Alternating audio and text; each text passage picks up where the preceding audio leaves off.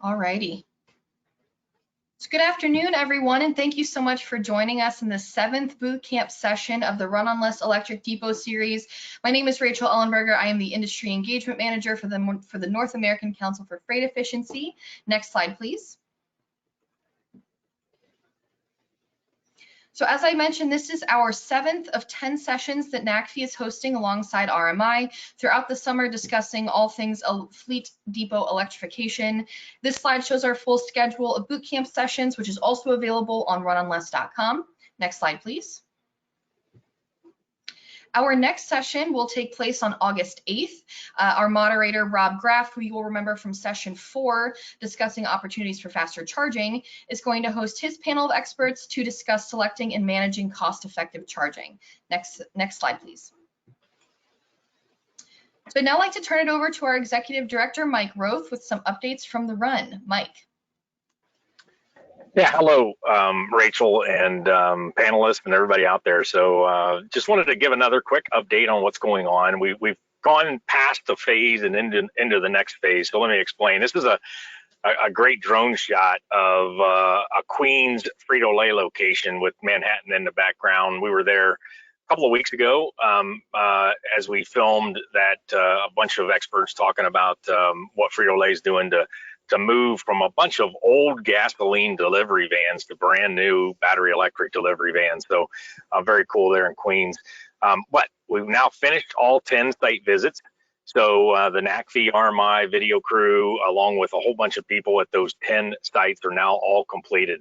So now we're looking through a ton of video and a ton of information. A few quick numbers. We interviewed 122 people. That's not including anyone from NACFE or RMI. A little bit about that 122. I was pleasantly surprised at the diversity. For instance, of the 122 people, 21 were women. And that's a big shift, I think, in the evidence of the growing amount of women in the trucking industry. We also have 18 electric truck drivers that we talked to and learned from. And I think 3 of those were women of the 18. So kind of a 20% on both those numbers. So now we get into some more hard work, and that is to figure out what we learned. A week from today, we will post our first of 10 profiles. These will be videos and some short information about the trucks, the charging, the drivers, and their routes. And so that'll start on August 1st and be published throughout the entire month of August. So stick with us. We're really excited about this and look for us moving from sort of an information gathering site visit phase to now sharing with you all what we've learned in these visits. I do have one more thing I want to share, if you can hit to the next slide, and that is in about a month ago, NACFE issued a infrastructure report. So this is the electric truck charging infrastructure report. The link is right there. It's a pretty significant piece of work where we updated something we did really early in 2018 or 19. But here we suggest 10 steps to implement truck charging. And I hope you look at this report. I think it might give you some insights, might help you also think about your journey and what you're doing to support electrification in the trucking industry. So with that, I'll turn it back over to you, Rachel, and get on with this panel. Thank you. Awesome. Thanks so much, Mike. A few quick bits of housekeeping before we get started. First, I would like to thank the session sponsor, Cummins. Cummins has been a longtime partner of NACFE and is a title sponsor for the Run on Less Electric Depot series. So thank you so much, Cummins, for your partnership. Next slide. So a reminder that the quiz will be available online immediately following the session. This is going to be your opportunity to test your knowledge from the session. Upon completion of the session's quiz, you will receive your Depot Proficient badge. And after completing all 10 quizzes, you will receive your Expert badge. So to access the quiz, just go to the landing page for this session on runonless.com. You'll see the button to take the quiz. And a reminder that the materials and quizzes from our last few sessions are also available. So if you didn't get the chance to take the quizzes, watch the sessions, review the resources. They are all available on runonless.com. Next slide, please. So a quick reminder that the session is being recorded, will be available online later this week. If you didn't get the chance to submit a question on the registration form and would like to do so, please use the Q&A controls in the upper right-hand corner of your screen. During the session, I will be elevating the questions to our speakers. So for those that we don't get to or won't be covering in this session, we are collecting them to build out our future content. So if there's something that you're curious about, be sure to send it in. And finally, if you run into any technical issues, please reach out to Stefan Babcock at G&A, who will help you troubleshoot. Next slide. And with that, let's go ahead and get started. I would like to introduce our moderator, Rick Mihelic, on our team, who you will remember from section 3 and 5. Rick is the Director of Emerging Technologies for NACFE and will be leading the discussion today. Rick. Thanks a lot, Rachel. So welcome to session 7 of Run on Less Electric Depot Bootcamp. You can visit our earlier bootcamp sessions, like Rachel said, going to the Run on Less website, and please share those with your associates. It's a lot of good material. We have an excellent and diverse panel today to discuss their perspectives on zero emission trucks and on the forthcoming regulations and things around that. So vehicles and infrastructure are critical to the future of ZEV growth. Having the right data, the right tariffs, the right regulatory framework, all of those are critical to EV growth. So with that, I'm going to kick this off and let's get into the material. I'll start with John Mikulin. He's the Mobile Source Sub-Lead Coordinator for US EPA. Then we'll go to Dave Treichler, Director of Strategy and Technology at Encore Energy Delivery. And then Ann Zhu, Co-Founder and CEO at Electrotempo. And finally, Adam Brownie, Executive Vice President for Policy and Communications at Forum Mobility. So let's get started with John. Well, thanks, Rick, and thanks to Rick, Mike, Rachel, and Stefan for inviting EPA to be part of today's session and this illustrious panel. I'm looking forward to hearing the remarks from my fellow panelists as we move through today's session. Rick had asked me to come speak to you guys about our proposed rulemaking for greenhouse gas emission standards for heavy-duty vehicles, phase 3 of these emissions performance standards that EPA recently proposed. So I'm going to do my best to give you an overview of both the substance and context for our heavy-duty phase 3 rulemaking proposal, and then hopefully leave plenty of time for my colleagues to present their material and discussion at the end of our hour here. So Stefan, can we go to the next slide?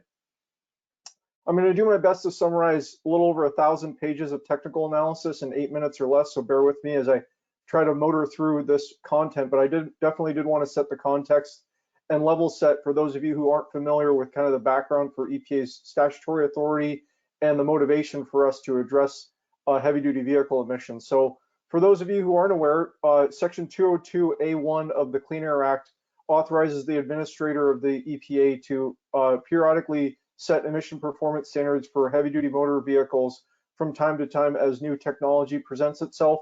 And when he does so, he's required to take into account technological feasibility, compliance costs, and lead time, and other factors that are relevant to technology development in this space.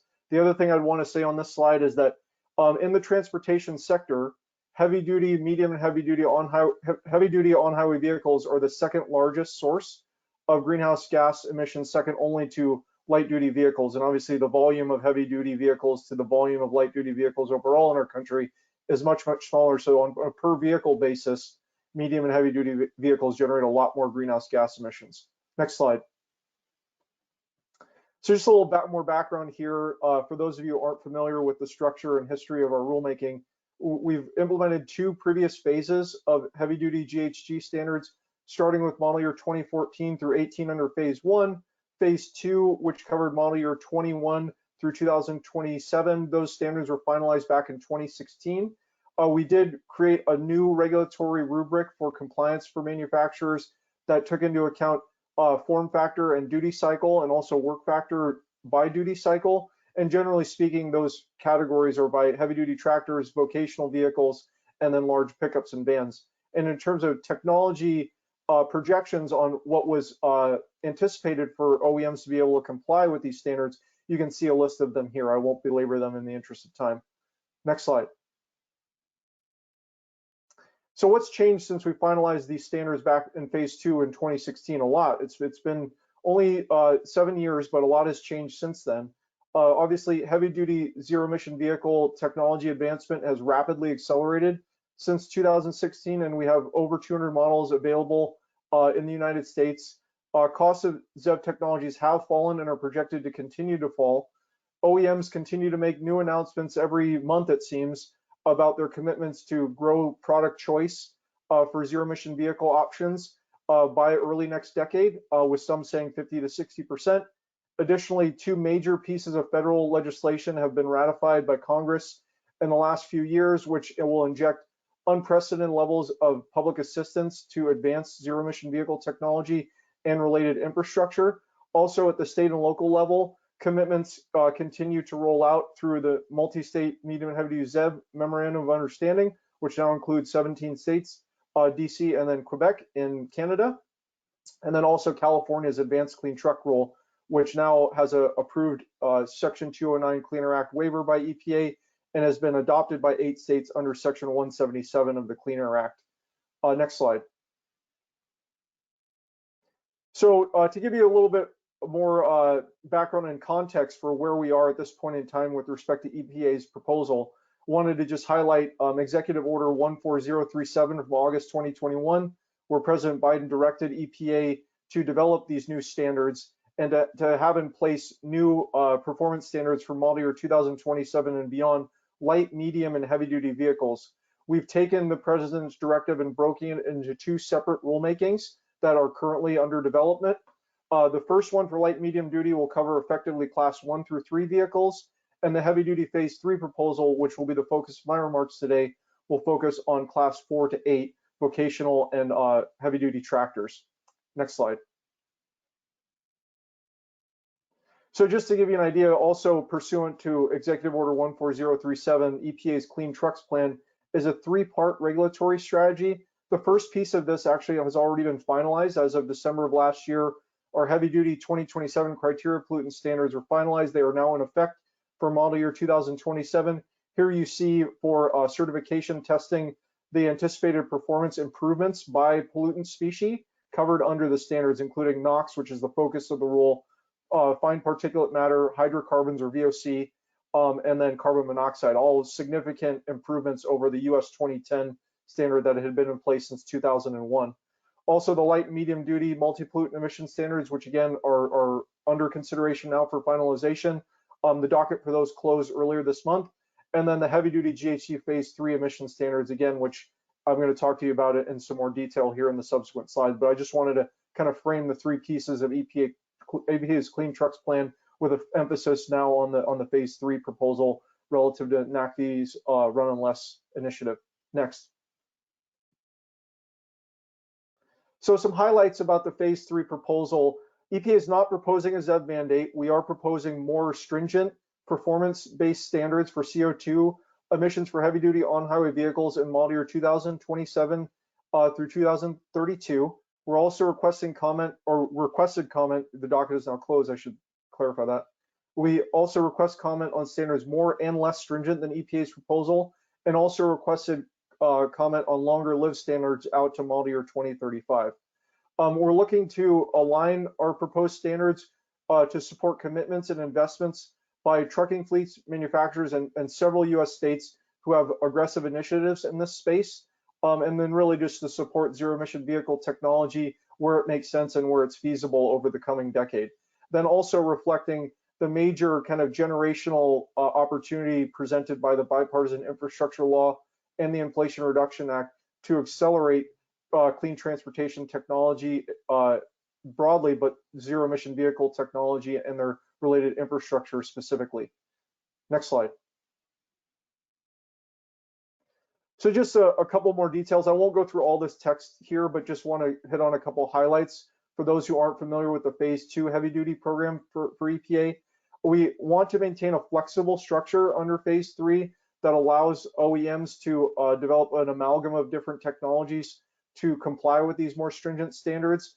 It is not a mandate for any specific technology. It is a performance-based framework for OEMs to mitigate GHG emissions from heavy-duty vehicles as they develop new products for certification and sale in the United States market. The standards are different by vehicle form factor and application. So tractors have their own standards, both short and long haul, and then vocational vehicles have a variety of different subcategories. And then also we have a optional custom chassis certification as well. Overall, there's 33 unique heavy duty vehicle subcategories within the framework of the standard. So no individual category can really be compared to the other, because we all recognize that heavy duty vehicles are not homogeneous. They're very different in how they're designed, how they're manufactured, and most importantly, how they're operated in the real world. We're also allowing additional compliance flexibilities for OEMs for emissions average banking and trading, as we've done in our program in the past. And just a note here that we are not proposing changes to our other GHG pollutant species emissions under phase 2. This is only for CO2. Next slide. So the focus of NACV in this session is about zero emission vehicle projections and technology deployment. And here you see the projections from our proposal of the 3 alternatives that EPA analyzed in the notice of proposed rulemaking. And of course, these 2 are not monolithic. These are kind of some generalized vehicle categories here on the slide, but it gives you some idea of what we're anticipating in terms of the steps in ZEV penetration over time. And I see from Rick that I'm running out of time, so I'm going to try my best to flash through the remainder of these slides here. But just you see model year 2032, you can see the projections for tractors and vocational vehicles for the proposal, the less stringent alternative, and then also the more stringent alternative, which would reflect California's ACT rule. And we do project in some classifications like school bus and step vans that the penetrations will likely be larger. Next slide. Just on manufacturing costs, there are projections in the rule. You can see them here, just so folks understand that EPA did analyze compliance costs for manufacturers, factoring in the IRA tax incentives for battery production. And so those are factored into our cost benefit analysis. Next slide. And then for purchasers, probably most importantly, they're taking into account the 45W commercial vehicle tax credit up to $40,000 per vehicle, and then factoring that into ROI and payback on operational savings over time with different ROIs by vocational class, and then also for the short and long haul tractor categories as well. Next slide. And here you see the bottom line for EPA. Why are we doing this? It's really about emissions reduction. Protecting public health and the environment is our mission. And so we see pretty significant net GHG mitigation over time through calendar year 2055. The equivalent of a whole year's emission from the entire transportation sector would be mitigated by this rulemaking, and then also co-benefits for the various different criteria pollutants that have a localized health impact for human beings over the life of the standards. And you can see some of those point estimates here. Next slide. Monetized benefits to society. Again, I'm over time here, so just to say that the benefits outweigh the cost by a factor of 5 in terms of EPA's projected analysis. There's a lot included in here. Hopefully you can review this slide at your leisure for reference, but just to say that our assessment is that these will be beneficial standards and have on balance have a dramatic impact on society for human health, the environment, and the economy. Next. This is my last substantive slide on the timeline. We had a public hearing in May. Our docket closed in June. Our goal is to issue the final rule as soon as December of this year. If you'd like to learn more about the rulemaking, I have a link to our website there. There's a lot more material presented on that slide. And I think the next slide is just my contact information, if I'm not mistaken. Yes, there you go. So feel free to reach out to me if you have any questions on this or other EPA mobile source programs. I'll try to point you in the right direction if I can't answer your question directly. And with that, I'm going to kick it over to David and go on mute and turn off my camera and take it away, David. Thank you, John. I'm Dave Treichler from Encore Electric Delivery, so I'm coming at this from a very different perspective. You know, John, as a representative of the EPA, is looking at the regulatory aspects of this and the funding that's being made available for the U.S. government.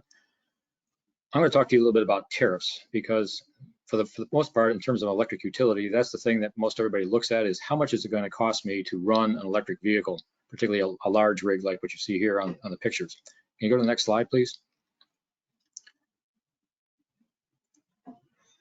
one size does not fit all when you start talking to utilities, and this is just the various groups and types of utilities you find around the country. You have investor-owned utilities like Oncor.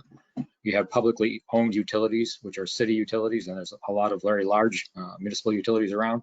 And then you have cooperatives, and each one of us comes at this from a very different perspective. But as you can see, there are almost 3,000 different utilities and cooperatives in the United States. Each one's different, and how they're going to approach you in terms of how they're going to provide you a tariff, how much it's going to cost you to operate in their service territory is going to be different. So that's the primary purpose of the slide, and just give you some specific information about that. Next slide, please. The economics versus the public policy debate. We talk a lot about California in this space, and in fact, Mike Roth will tell you that most of the Run a Less Electric Depot participants this year are from California or the West Coast or New York. He showed you the Queens Frito-Lay facility. And those are states that have the greatest amount of public policy support for electrification of trucks. However, a lot of the other states, as you'll see from here, the gray states are the ones where it's the economics that will determine when you're going to be able to start providing these trucks in their territories, rather than a subsidy or a support mechanism of some kind. And you can see I'm from Texas, and Texas is one of the gray states. So we're one of those states where we think that the economics of the situation should be the prevalent determiner of what's going to happen. So we don't provide much in the way of individual state supports, although we are able to deliver the federal supports that John was just talking about from the EPA. So this is just an idea of how much that the public support really is in very few areas, but that the general state of the nation is that economics will determine when trucks will move over from diesel to electric, and that the states are not doing anything specific to help you in that process. Next slide, please. Some basic principles around tariffs. There are tariff design objectives, and then there are specific attributes. One of the things that is most important for this whole discussion around a tariff is that the third bullet under the tariff design objectives, cost causation. Every Public Utility Commission asks the utility to ensure that we match the cost causation. Who causes us to invest to build out transmission distribution lines, build substations, that we fairly apportion that to the people who are the cause of the cost. And in many cases, you have a thing called CAIC, which is cost in aid of construction, which every utility has an allowance that is given to a company to build out a certain amount of infrastructure. But if you go over that cost, then in many cases we'll charge the customer for that. And that's because of this cost causation principle. That's the reason why utilities don't just provide all this stuff without any charges in many cases. Although in Oncor, it's been interesting as we've been watching the build out of the public charging infrastructure. In only one of the 20 or so major public infrastructure charging centers that we built for Tesla and others have we actually charged the company. And that one case, it was a situation where Tesla wanted to build a charging center at the ballpark in Arlington, which is a venue for the Texas Rangers baseball team and also the Cowboys. And they wanted to put it in a place where the cost was very expensive in comparison to what our allowances were. So in that case, we actually did charge Tesla for that one site. But in all of the other places they built out in our service territory so far, we have not had to do that. Now, when we get to depots, it may be a different story, and we won't know that for sure until each individual instance is brought to us and we can evaluate what it's going to cost to serve you. The other thing about tariffs, they need to be simple, understandable, easily implementable, and then publicly acceptable. Publicly acceptable means that the Public Utility Commission and the interveners in our cases are all in agreement that this is a tariff that they want to see put forth. Next slide, please.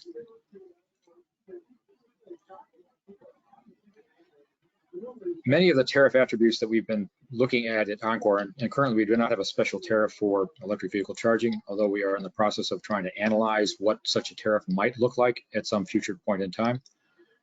The main thing is to be able to try to find a way of trying to manage the peak charging aspect. Right now in the state of Texas, because there is very little in the way of managed charging, people can easily and freely charge at peak hours. And for us in the state of Texas, we have concerns about what they refer to as resource adequacy, meaning is there enough generation to meet the load that customers are taking off of the grid. And anything that we can do to try to shift load off of that peak time is beneficial in terms of making sure we have enough generation resources to be able to meet the need. So much of our discussion has been focused on how do we convince customers and owners of fleets to move their charging off of the peak hours, which in Texas changes between winter and summer hours. But in the summer months, for the most part, it's roughly between 4 and 7 or 8 o'clock at night. However, when it's really hot like it is now in Texas, that could go until 11 o'clock or even midnight in some cases. So we have to be able to try to find a flexible way of convincing people to charge their vehicles off peak, but at the same time recognize that you as a fleet owner have operational requirements. You have to get your trucks charged. You have to have them ready to go when they have to go start delivering product in the morning.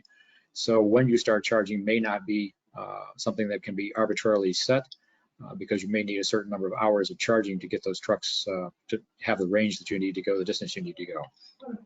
Next slide, please.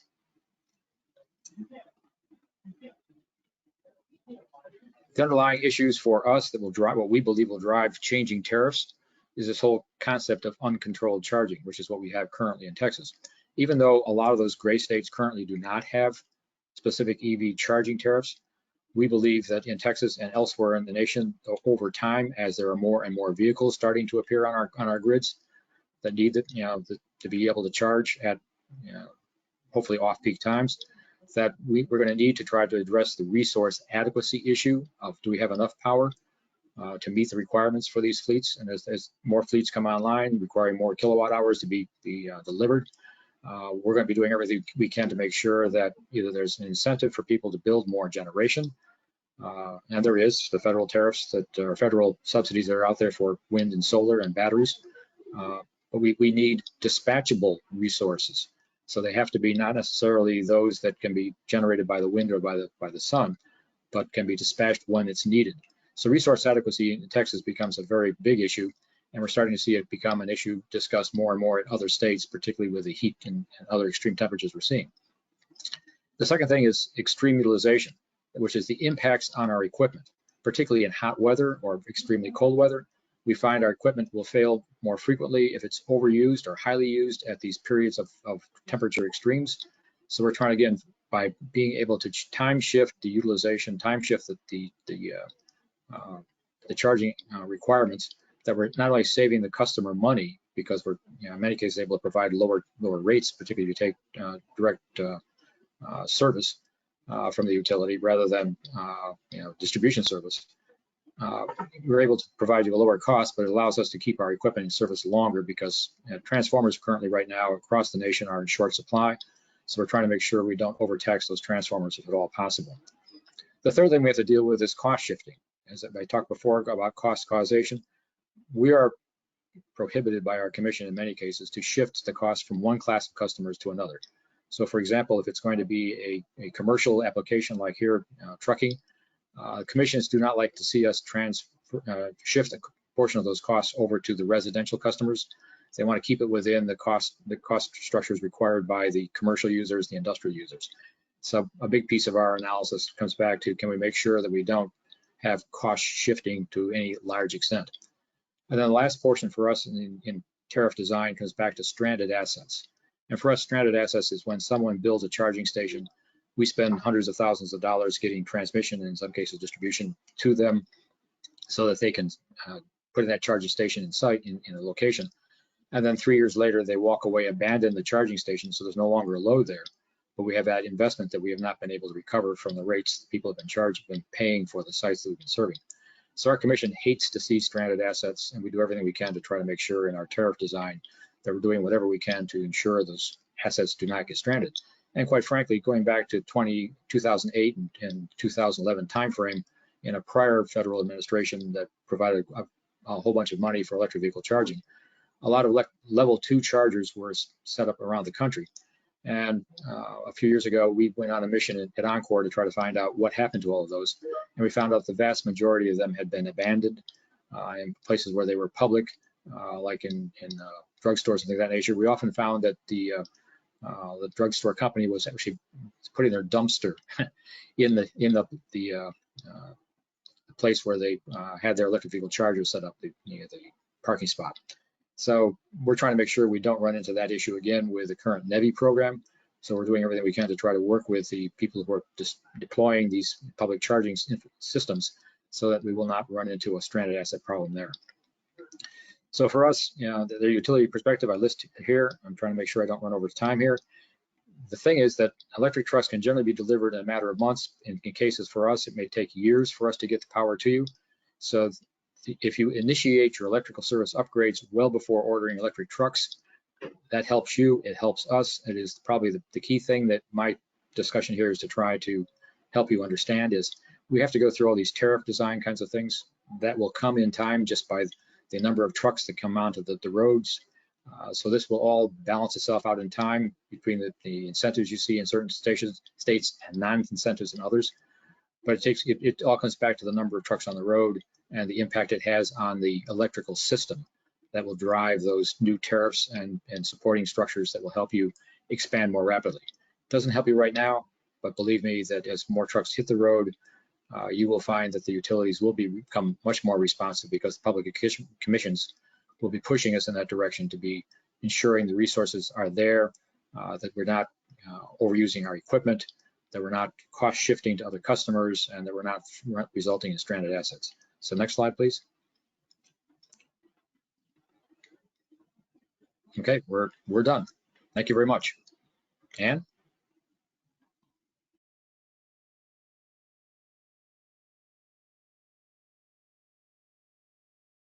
Thank you, David. Hi, everyone. My name is Ann Shu. I'm co-founder and CEO of Electro Tempo. So what I'm going to talk about today is how we can use software and data analytics to link the two aspects from John and David to accelerate truck electrification. So we're Electro Tempo. We're a software company focused on charging network planning and intelligence. And next slide, please. We do this actually by doing one thing, that is to simulate, forecast, and optimize the electric truck charging demand. So we, as you can see, our customers actually span across utilities, terminal operators, warehouse owners, and fleets. That is because that as we stand in the journey of truck electrification, the different sectors have to work together to resolve this interconnection issue where vehicle charging demand has to meet with the infrastructure supply. Next slide, please. So we do this with a sequence of software routines presented right here for you, through our web application. So one of the key features that we provide, and number one step in linking the different partners, allowing truck fleets and their landlords to communicate with the electric utilities, is actually the ability to answer what if questions. So what you see here is our EV growth simulator that allows users to rapidly model a range of EV adoption scenarios. So we account for all vehicle types, light duty, medium, and heavy duty, subdivided into the medium and heavy duty subcategories that lines up with regulations. What you see here is an example where we modeled the ACT, the Advanced Clean Truck Rules, projecting all the way out to 2050.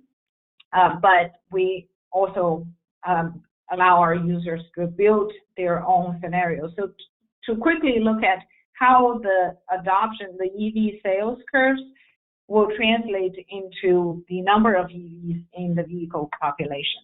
Next slide, please. Once the scenario is built, the next step really to facilitate the utility companies in planning out and overcome all the steps that, as David described just now, is that we simulate and model how this aggregate demand actually distributes across time, hour of day, and across the geography. And we model different types of charging. So on the light duty side, there's home, office, and public. On top of that, we model fleet electrification so that the utility company can see, how much charging demand is likely to result with all the different regulations on all segments of transportation. What is the load going to look like, and the distribution of that load. Next slide, please. What's underpinning the simulation is a data-driven approach where we actually identify look at every address across a large territory to predict fleet depot electrification probability. So we have a machine learning algorithm to identify likely truck depots across a region, and then we map it to the likely vehicle types and industry types, and also the public commitment certain companies have made to rank the electrification probability at that location. This way, when we work with utility partners, they can plan and execute a more effective customer engagement program based on this data-driven approach. Next slide, please.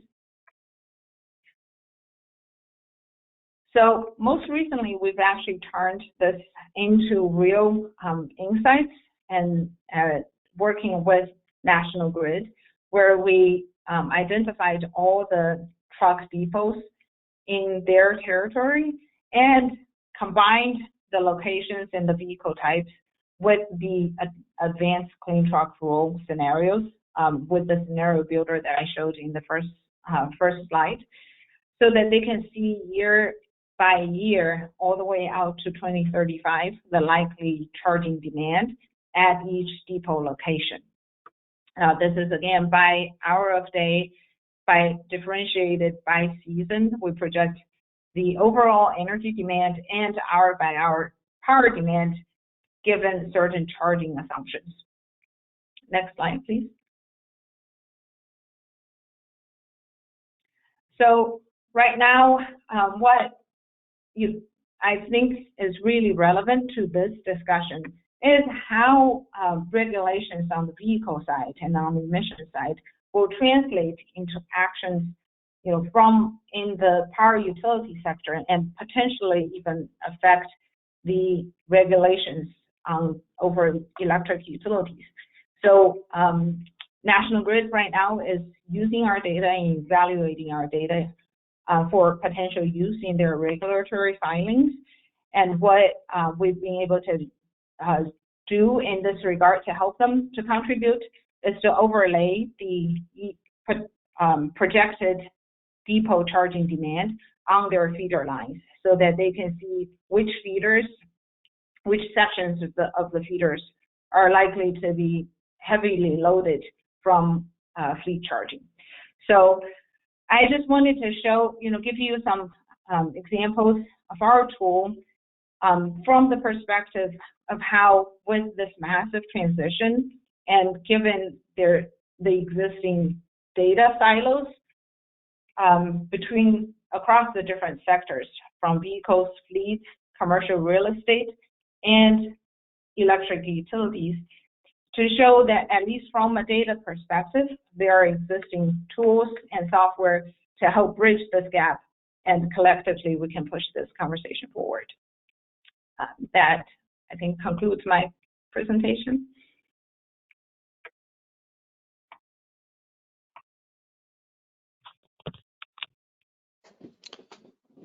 Hey, Adam Browning here from Forum Mobility, and I was asked to provide a perspective of a company working to provide zero emission truck solutions, specifically, what is needed in order to make that successful transition. So Forum Mobility is a startup company. We're now building a network of heavy duty charging depots designed specifically for drayage in California. California, and we offer charging by the month at these depots or a truck plus charging altogether for one monthly fee to make it easy for our independent owner operators and smaller fleets to make the transition.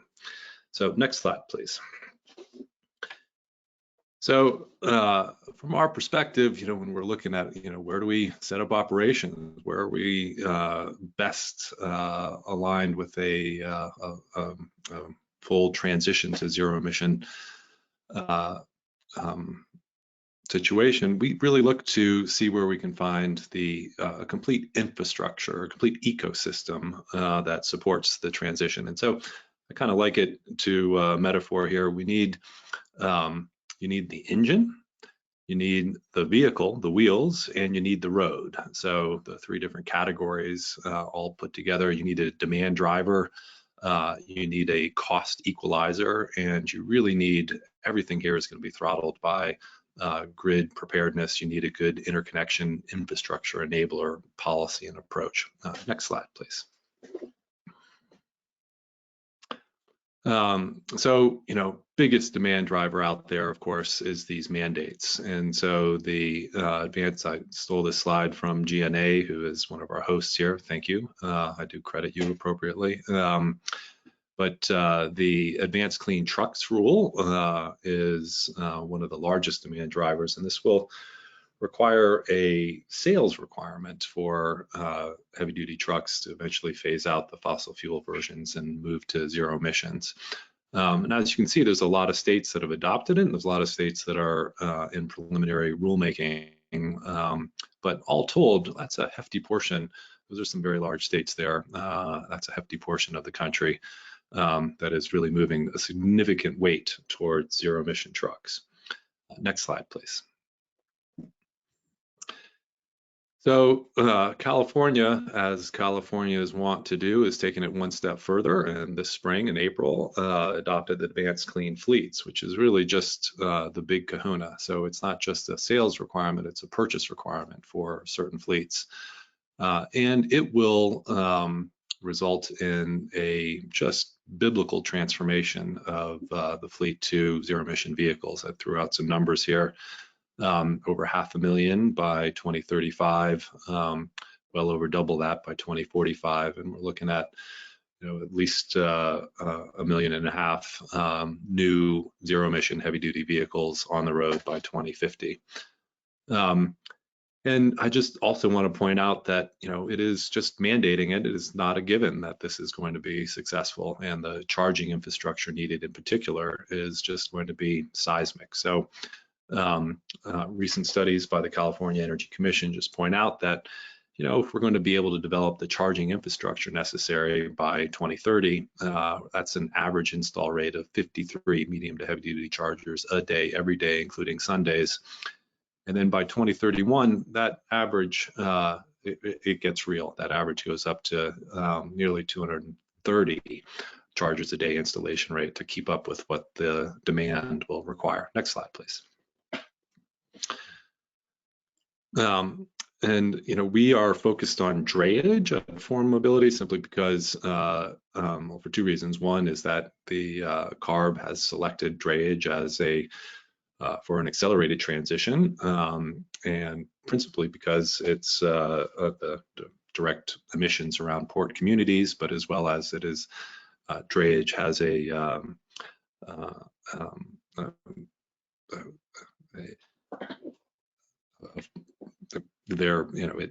it lends itself to the hub and spoke of the technology that's available today. So we're going to have to again install quite a bit of charging capacity, a little over 2 gigawatts worth. That's around 2,200 chargers a year. That's going to take over 300 acres of land for that charging infrastructure. And all told, it will require around $26 billion of capital to fully complete this transition of around 33,000 drayage trucks by 2035. Next slide, please. So, I do think it's really important to point out for states that are looking to make this transition that mandates are simply not enough. Like every step of the way, the new zero emission vehicles need to compete with diesel in order to compel the millions of small businesses that depend on these vehicles to invest in the significant investments that are necessary to make that transition. So in California, for example, there is quite a suite of different funding sources that can provide funds for the chargers, for the trucks, for the charging. Those are the three main components of your cost stack, and you can inject funds into any portion of that transition. These incentives, are clearly not there, not going to be necessary forever. I think the vision here is that you catalyze growth and scale, and through that you can bring down costs, and you have a glide path towards this market transition where eventually the total cost of ownership can stand on its own. But we're not quite there yet, and for states looking to have a successful transition, I think it's really important to, again, stack the different programs that develop that glide path to keep diesel parity and to get to a point where you don't need further incentives in order to sustain it. Next slide, please. I think it's also important to realize that this entire transition is going to be sort of throttled by the capacity for the infrastructure to keep up, and particularly around the hosting capacity of distribution feeders. So being able to get interconnection to site new load for the charging that's necessary is just the bedrock of this transition. So for states and for utilities and for other participants and stakeholders that are looking to make this transition, I really sort of group the necessary changes into three different buckets. So short term, it is really crucial that a utility make the hosting capacity for distribution feeders transparent. That is really going to really drive a faster interconnection process. In the medium term, there are a lot of ways of maximizing utilization of the distribution system through dynamic tariffs and protective relays. And then long term, we're going to need to allow utilities to proactively build out in freight corridors. Next slide, please.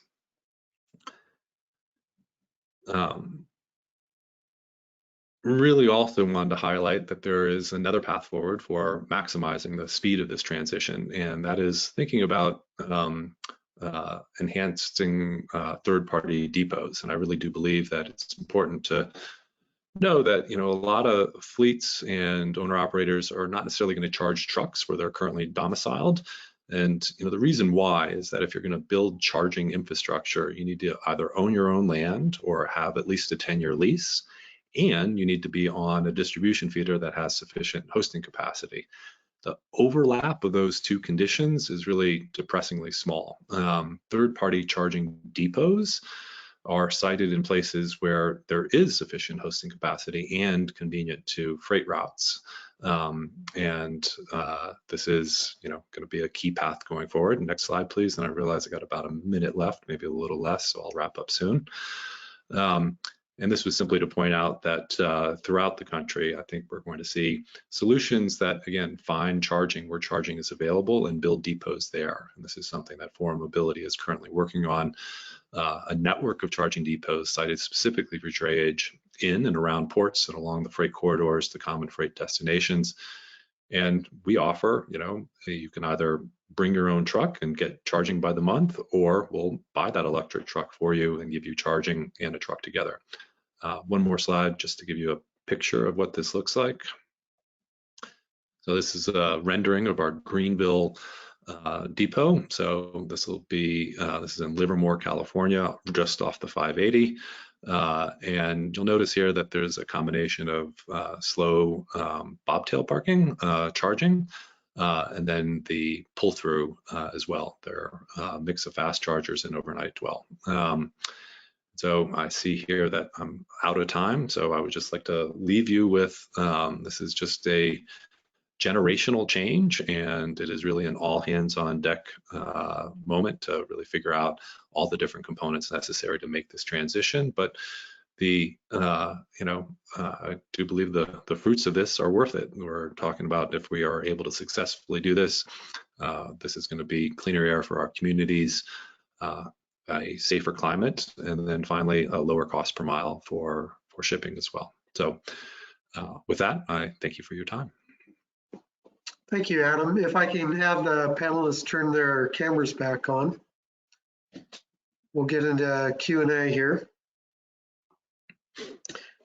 So this is really a question for Dave and for Ann. In planning out where these depots are going to go, where the demand is, how do you deal with understanding whether or not commercial facilities are occupied, they're not occupied, if the market is shifting and there's zoning changes? How do you map all that out in terms of your 10 and 20 year horizons? Dave or Ann, do you have some thoughts on that?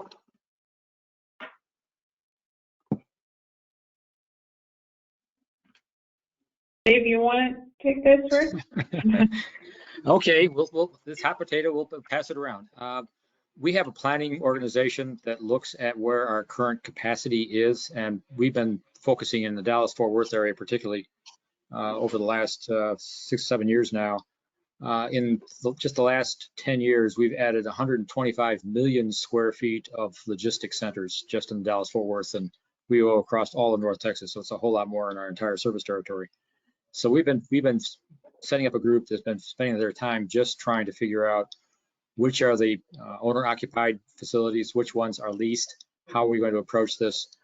It's part of the long-term vision of how do we get there. Luckily for us, because of Texas does not have specific incentives for the trucks to come in early, we think we have enough time to get a handle on this. We have a woman on our team who's been focusing just specifically on getting out and reaching out to the municipalities and to the fleets and the various parties here that are going to be looking at bringing the vehicles in, so we can identify early on what their specific needs are. But for the most part, we're trying to get a general sense of where our transmission lines are, our distribution facilities and capacities are. We're really focusing on the customers telling us where they need us, and we'll try to respond to that. So Ann? Yeah. Well, thank you, David. So we do this using using machine learning as our tool to basically troll all of property tax records so that we can do this through, at scale. So our algorithm actually takes into account property tax records, business registration, and point of interest maps. And then we train machine learning models based on manually labeled data to figure out where truck depots are likely to are. And because we have the pipeline, we can actually do this frequently enough to account for new business registration and turnovers in land. I'll give you an example where we actually identified a place, the machine learning model identified an address as a depot, and we went into satellite imagery, and that showed as a golf course. And we were like, this is wrong. But then we went back into our records and dug deep into it. It turned out that a large company, I won't name it, bought that piece of land. And because of their kind of characteristic, and we figured out that this piece of land has already turned over. It's no longer going to be a golf course. It's going to be a distribution center. So in a massive, transition like this, especially in states where there are mandates, we believe that we got to take advantage of the AI tools that are technology that's available to us and use the data-driven approach to identify these changes. Great, thank you. John, you talked a little bit about some of the comment periods were closed. Just in general, Lead times are always a question with rulemaking. How important is fleet and public feedback to the regulatory process? Those comment periods, how important are those? I would say they're critical. I mean, particularly for consumers of the products that we're looking to set standards for. We're always listening to those voices and the associations that represent them. Additionally, organized labor certainly has a strong voice in that, in terms of owner operators and operators themselves, as well as the manufacturing labor force. So there's definitely a large segment of the stakeholder community outside of manufacturing representatives themselves that EPA is wanting to hear from when we're developing standards, because the administrator certainly wants to understand the elements that will be impacted by our standards when they're set, because they're certainly wide ranging when our emission standards are finalized across the supply chain, across the manufacturing base, across the different workforces that are responsible for creating supply or actually operating the vehicles in the real world. And certainly for those who make procurement decisions, we want to make sure that the standards will allow them the choice and in the case of commercial vehicles, the economic utility that our communities across the country rely on. So those voices are incredibly important. So the advice to fleets is to take advantage of those comment periods and actually submit comments. Definitely so. I mean, when the dockets are open, unfortunately, the rule that I talked about right now, the docket closed on June 16th. So the opportunity to weigh in formally with written comments is now essentially closed. But certainly for fleets to, testify at our public hearings, which we did do a 2-day Zoom-based public hearing for the rulemaking, which we did have some voices represented there. But then also take a moment to even just a one-page memo, stating your piece about the implications of what we're proposing on your business, on your livelihood, on your community, on your family. All those things are things that EPA listens to, particularly if they're unique to other comments that we've received in the docket, because we do have analytics that allow us to see if comments are similar or unique in terms of what we have in the docket. And certainly if you have a unique perspective representing a broader range of the stakeholder community, we're always appreciative of those types of pieces of input. Great. Hey, Adam, your Livermore facility, it shows a number of day cabs, bobtail trucks, along with pull-through tractor trailer units. What determines the split between those? How are you doing the planning? What are those bobtail trucks doing in that region? That's a great question. The goal here is, of course, to meet the needs of fleets. And one of the biggest issues is dealing with the fact that there is a limited amount of charging capacity on the grid. So the sort of the lowest cost way of charging trucks is going to actually be low and slow overnight. That's got the least impact on ratepayers, and it is going to be the cheapest for fleets. So the differentiation, the distinction between the number of overnight dwell charging plus the number of the much faster heavy duty or fast chargers really depends upon the fleet's interests and whether they're able to leave trucks overnight to charge at a much lower and slower and in effect cheaper rate, and how much the faster chargers will actually be needed. So that is being built again in consultation with the customers on it. Right. Well, it looks like our time is up. I'm going to turn this back to Rachel. Thank you very much, panelists, and thank you, Rachel and Stefan, for making this work. Awesome. Thank you so much, everyone. That is going to be a wrap on our 7th boot camp session. So thank you to our audience and to our panelists for joining us today. Remember to go back to the landing page of our session on runonless.com to take the quiz. It is now available, and connect with us on social media. Stefan, if you could go to the next slide, please. We have all of our handles linked out here. And thank you so much again. We'll see you in the next session taking place on August 8th. Our moderator, Rob Graff, on our team and his panel of experts going to be discussing strategies for selecting and managing cost-effective charging. So we will see you then. Thank you so much again for joining us, and have a great day.